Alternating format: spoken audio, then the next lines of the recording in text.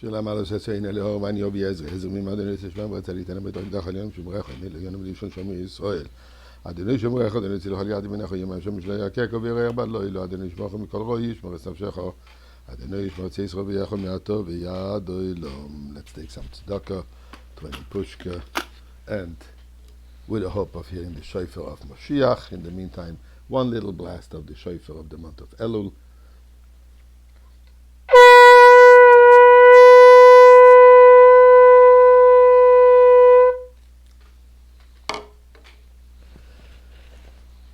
The Baal Shem Tov teaches us that from everything we hear happening, come across, there's something we have to learn from it. There's a message.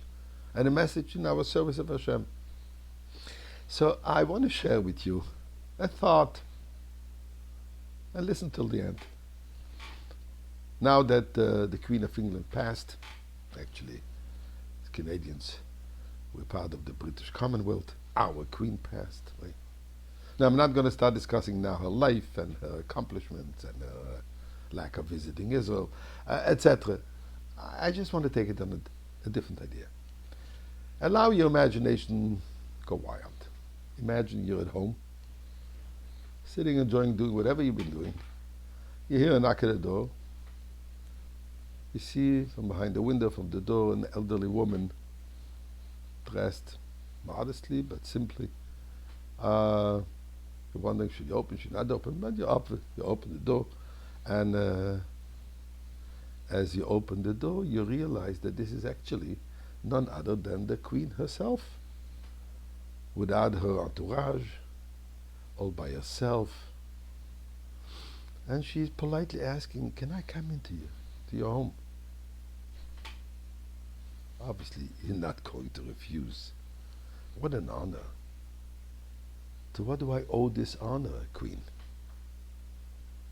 I'm just going visiting my subjects. I want to know how they're doing. I want to know how they live, how their families are, their health situation, their financial situation, the education of their children, their relationships, their neighborhood, their environment. I'd love to hear your accomplishments. Maybe have some advice for some challenges that you have. And you're in shock. You're in total amazement.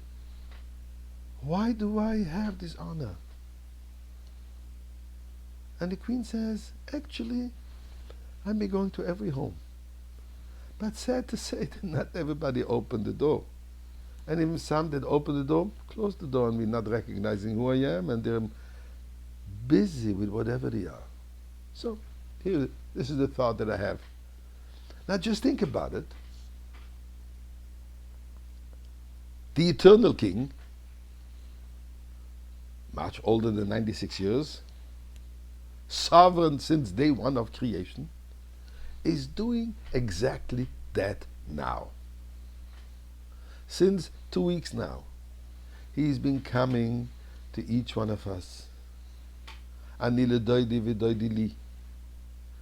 God says, I am out in the field.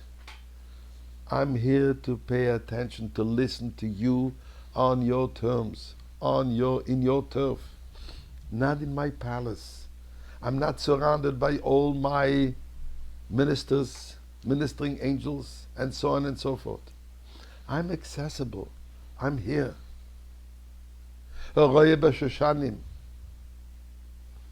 Referring to the roses. Why roses? Roses has 13 petals.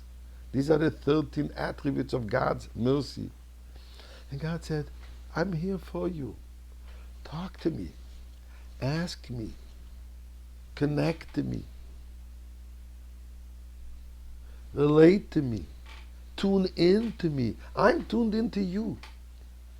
But don't be like the people where the Queen came to the door and were too busy to open the door because they didn't recognize who it is, because she didn't come with the whole fanfare.